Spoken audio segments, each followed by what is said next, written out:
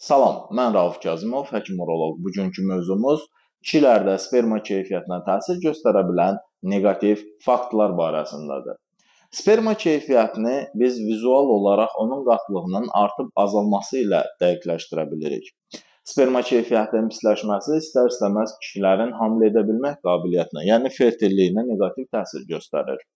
Sperma keyfiyyətinə təsir göstərən ilk amil dar alt paltarıdır. Belə ki, dar alt paltarı geyilməsi fonunda həm xəyallıqda hərarətin artması, həm onun sıxılması, qan təchizatının pozulması ilə əlaqədar olaraq sperma keyfiyyəti pisləşir. Digər bir faktor pis qidalanmadır. Burada zülal defisitli sperma keyfiyyətinin pozulması formalaşır. Çünki zülalla az zəngin qidaların qəbulu əvəzində karbohidrat və yağlarla daha çox zəngin olan qidaların qəbulu bu halı gətirib çıxarır.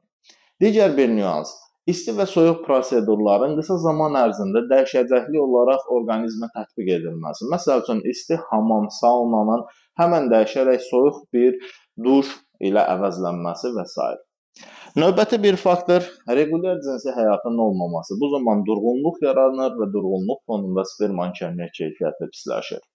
Digər bir amil lazımi mineral maddələrin çatmaması, defisiti və bu da spermanın kəmiyyət və keyfiyyətinin pozulmasına gətirib çıxarır. Çünki bu mikroelementlərin defisiti olan qidaların qəbulu istər-istəməz spermanın keyfiyyətini pozur. Başqa bir faktor zərərli vərdişlərdir. Burada siqaret, spirtli içki,